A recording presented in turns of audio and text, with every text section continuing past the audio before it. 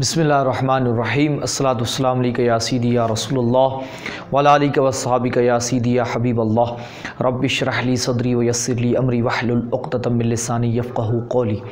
अज़ीज़ तुलबा इकराम, जामिया निज़ाम मुस्तफ़ा सल्लल्लाहु अलैहि वसल्लम की ऑनलाइन क्लासेस से एक बार फिर हाज़िर हैं।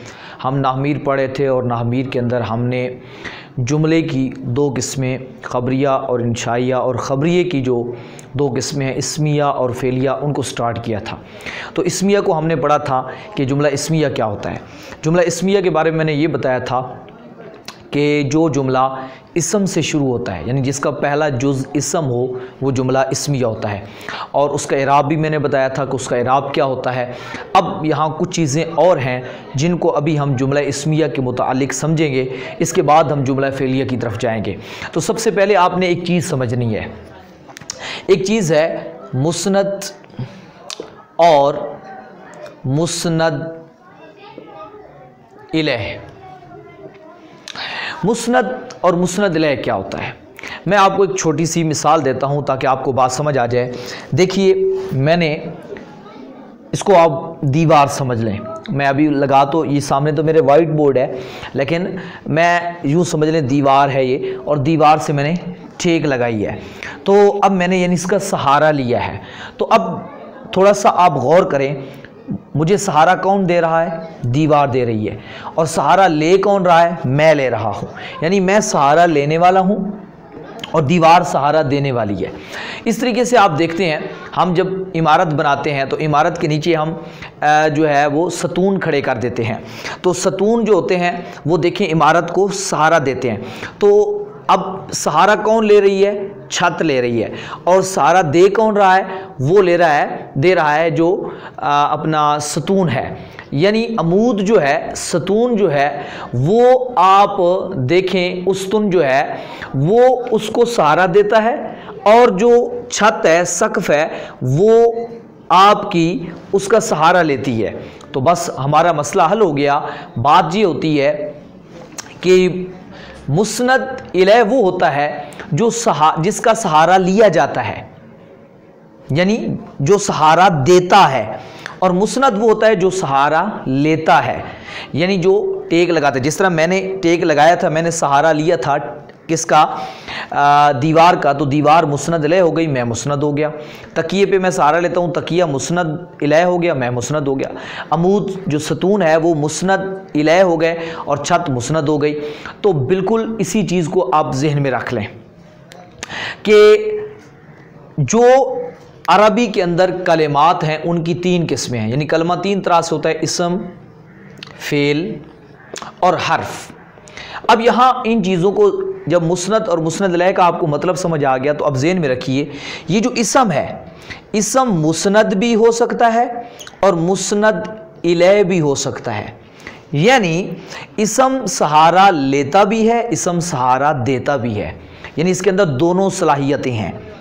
यानी इसम सहारा देने की भी सलाहियत रखता है और मुस्नद इसम सहारा लेने की भी सलाहियत रखता है। यानी कहीं पर वो, अच्छा ये ज़हन में रखिए, जब आप इसको मुस्नद इलैह मुतय्यन कर देंगे एक वक़्त में, यानी एक जगह पे, तो वो उस वक़्त मुस्नद इलैह होगा, या मुस्नद तो मुस्नद होगा। यानी ये नहीं हो सकता कि एक ही वक़्त में एक ही लफ्ज़, एक कलमा जो इसम है वो मुस्नद भी बन रहा हो और मुस्नद इलैह भी बन रहा हो। ये नहीं होता। मुस्नद बना दिया तो मुस्नद इलैह नहीं बनेगा, मुस्नद इलैह बना दिया तो मुस्नद नहीं बनेगा। यानी ये दो चीज़ों में से आप एक चीज़ को ही फैसला कर सकते हैं। और रही जो फेल की बात, फेल जो है वो सिर्फ़ और सिर्फ मुस्नद है। फेल जो होता है वो सिर्फ मुस्नद है, यानी मुस्नद इलैह नहीं बनता। फेल हमेशा सहारा लेता है, वो सहारा देता नहीं है। ये एक ज़हन के अंदर रख लीजिए। मुस्नद यानी फेल के अंदर मुस्नद है, मुस्नद इलैह जो होता है वो फेल नहीं होता, मुस्नद इलैह नहीं होता। हर्फ जो होता है वो ना मुस्नद होता है और ना ही वो मुस्नद इलैह होता है। यानी ना वो मुस्नद बनता है और ना ही वो मुस्नद इलैह बनता है।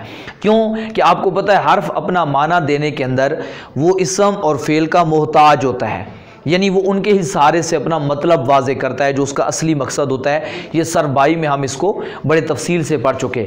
अब जब आपको ये चीज़ समझ आ गई तो इसम के अंदर दोनों सलाहियतें हैं। अब यहां इसका एक और मफहूम भी समझ लीजिए। मुस्नद इलैह का एक और नाम ये हो गया महकूम अलैह, एक लफ्ज़ है महकूम अलैह, और मुस्नद क्या है? महकूम बिही या महकूम भी कह देते हैं। तो महकूम अलैह का मतलब क्या हो गया? जिस पर हुक्म लगाया गया है, और महकूम बिही या महकूम जिसके साथ आप हुक्म लगाते हैं या जो हुक्म आप लगाते हैं उसको महकूम कहते हैं, यानी जिस पर लगाया महकूम अलैह और जिसके साथ लगाया महकूम बिही। और एक तीसरी चीज़ होती है हुक्म। हुक्म मतलब जो आप एक दूसरे के साथ जोड़ के उसका नतीजा निकालते हैं। तो अब यहाँ असल जो चीज़ समझनी थी वो मुस्नद इलैह, तो मैंने आपको उस तफसील समझा दी कि कौन मुस्नद होता है, कौन मुस्नद इलैह होता है।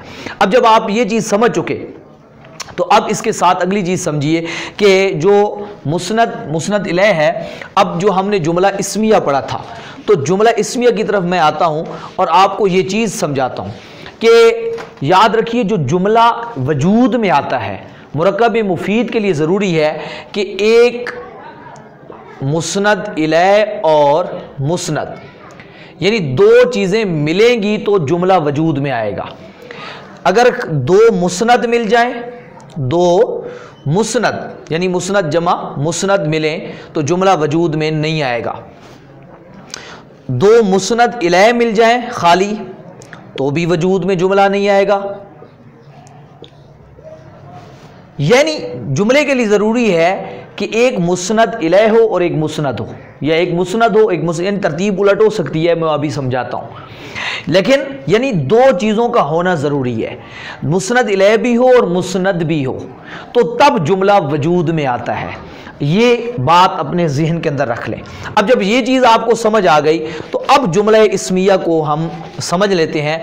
हमने बताया था कि जुमला इस्मिया जो होता है उसमें जो पहला जुज़ होता है वो इसम होता है, और इसम को हम कहते थे मुब्तदा। हमने उसका नाम रखा था मुब्तदा, यानी जो पहला जुमला इस्मिया का जुज़ होता है, जो इसम जिसको हम इसम कहते हैं वो मुब्तदा कहलाता है, और जो दूसरा जुज़ होता है उसको हम खबर कहते हैं। अब यहाँ ये चीज़ बड़े आपने ध्यान से देखनी है और जहन के अंदर रखनी है कि जो हमारा दूसरा जुज़ है, जो हमारा दूसरा जुज़ है वो उसको आपने ज़हन रखना है जुमला इस्मिया के अंदर। एक पहला तो ये मुतअय्यन हो गया जुमला इस्मिया के अंदर, ये बात तो बिल्कुल 100% आपने अपने जहन के अंदर रख लेनी है कि जुमला इस्मिया का जो पहला पार्ट होगा, पहला जुज़ होगा, पहला हिस्सा होगा, वो हमेशा इसम पर मुश्तमिल होगा। अभी मैं इसकी वजाहत करता हूं, लेकिन एक चीज़ और जहन में जिसको हम मुब्तदा कहते हैं, लेकिन जो दूसरा जुज़ है जुमला इस्मिया का जिसको आप खबर कहते हैं वो इसम भी हो सकता है और फेल भी हो सकता है।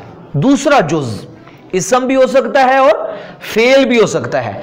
मैं एक मिसाल देता हूं ताकि आपको बात समझ आ जाए। मसलन आप देखें ज़ईदुन आपने पढ़ा था आलिमुन,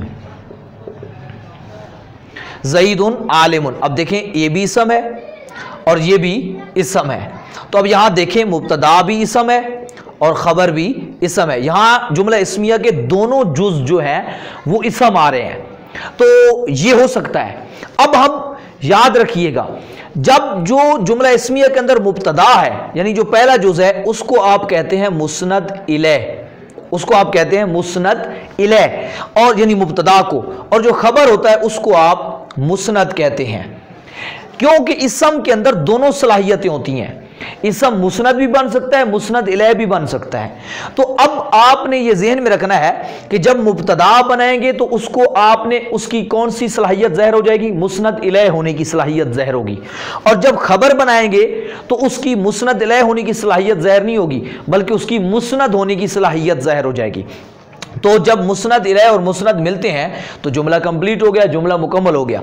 ये नहीं करना कि इसको भी मुस्नद इलैह बना दिया, इसको भी मुस्नद इलैह बना दिया, क्योंकि जी इसम है, क्योंकि जुमला तभी वजूद में आता है जब मुस्नद इलैह और मुस्नद मिले।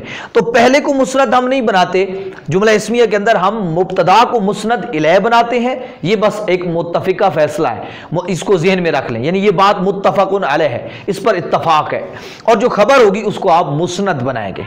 ये आपने अपने ذہن کے اندر. تو اس طریقے سے یعنی آپ نے جو بات حکم لگانا ہے وہ مبتدا پر لگانا ہے اور خبر جو ہوگی اس کے ذریعے حکم لگانا ہے.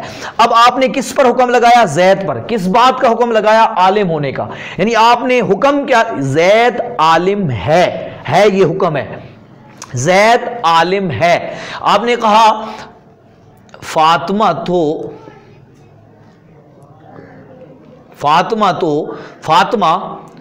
طالباتن. فاطمہ طالبہ ہے، طالب علم ہے، یعنی فاطمہ طالبہ ہے. تو اس طریقے سے آپ نے اب طالبہ ہونے کا حکم کس پہ لگایا؟ فاطمہ پہ لگایا. تو دیکھیں فاطمہ یعنی جس پہ حکم لگا رہے ہیں محکوم علیہ یعنی مسند الیہ ہے، اور طالبہ جو ہے وہ مسند ہے.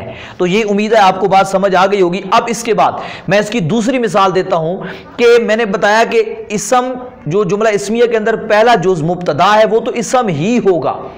اسم کی بہت ساری آپ نے طریقے پڑھے ہیں، جو آپ نے علامات پڑھی ہیں کہ اسم جو ہوتا ہے تثنیہ بھی ہوتا ہے، جمع بھی اسم ہوتا ہے. جو علامات آپ نے پڑھی ہیں، موصوف بھی اسم ہوتا ہے، مضاف بھی اسم ہوتا ہے. تو ان میں سے کوئی بھی قسم یہاں پہ آ سکتی ہے، اس کی میں مثال دیتا ہوں.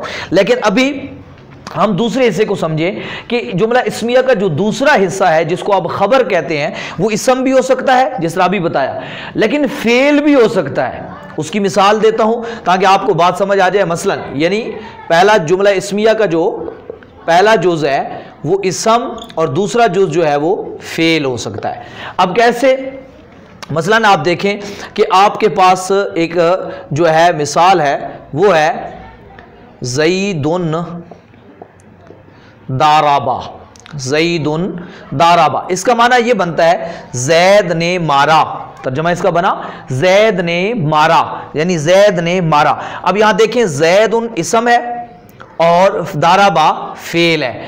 اب اس کو ہم مبتدا کہیں گے اور جو خبر فعل ہے اس کو ہم خبر کہیں گے. یعنی جملہ اسمیہ میں پہلے مبتدا ہے تو مبتدا اور خبر مل کے جملہ اسمیہ خبریہ ہو جائیں گے. یعنی زید نے مارا تھا یا زید نے مارا. اب یہاں دیکھیں ایک چیز اپنے ذہن کے اندر رکھ لیں. یہ جو ویسے میں نے بتایا تھا کہ مبتدا اور خبر دونوں پر پیش آتی ہے، یعنی دونوں مرفوع ہوتے ہیں، ان پہ رفع آتا ہے، پیش آتی ہے. میں نے لکھ کے بتایا تھا مرفوع. اس کو مرفوع اس طرح لکھتے ہیں اور رفع اس طرح لکھتے ہیں رافعین. تو اب بات یہ ہے کہ جب جملہ اسمیہ کا دوسرا جز یعنی خبر جو ہے وہ فعل ہو تو اس وقت اس پہ رفع نہیں آئے گا. یہ ذہن کے اندر رکھ لیں. فعل بھی کون سا؟ فعل ماضی ہو تو فعل ماضی ہو تو اس پہ اعراب ہمیشہ زبر کا ہی آتا ہے. زیدن ضربا، زیدن قرأ، زیدن ذہبا. زیدن ذہبا کا میں نے زید گیا، زیدن ضربا زید نے مارا، زیدن جاء زید آ گیا، زیدن قرأ زید نے پڑھا. تو اب اس طریقے سے اگر مؤنث کی ہو تو مؤنث کا ہوگا عائشہ تو قرأت، عائشہ تو ضربت، عائشہ نے مارا، عائشہ نے پڑھا.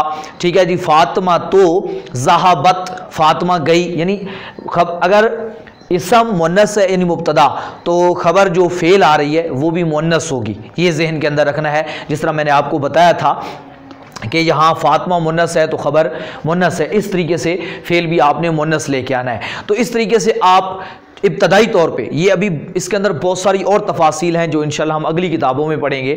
ابھی یہاں ابتدائی طور پہ کچھ چیزیں کنفیوز کرتی ہیں جو طلباء پریشان ہو جاتے ہیں، اس لیے میں نے اس کی وضاحت کرنا زیادہ ضروری سمجھا.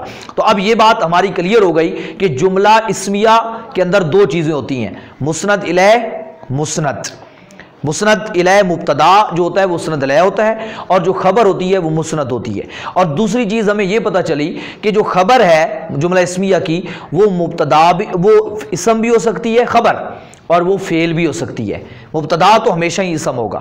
دوسری بات یہ پتہ چلی کہ اگر جملہ اسمیہ کا دوسرا جز فعل ہو تو یعنی خبر، تو اس کے اندر اگر فعل ماضی ہو تو اس کا اعراب جو ہے وہ پیش نہیں ہوگا. ہاں اگر فعل مضارع آئے یہاں پہ تو اس کا اعراب آپ جو ہے وہ رفع آ سکتا ہے، یعنی پیش. یعنی یہاں یضربو ہو جائے یضربو تو اب اس کو یضربو پڑھیں گے. اور فعل پر کیونکہ تنوین نہیں آتی، کیونکہ تنوین اسم کی علامت ہے تو اس لیے یضربن نہیں پڑھیں گے، یضربو. زیدن یضربو ترجمہ تبدیل ہو جائے گا زید مارتا ہے. ترجمہ یہ ہو جائے گا زید مارے گا، تو وہ آپ کو پتہ ہے اس ترجمے کا. تو عائشہ تو تضرب، مؤنث عائشہ ہے تو اس کے لیے مؤنث کا صیغہ آئے گا تضرب، عائشہ مارتی ہے.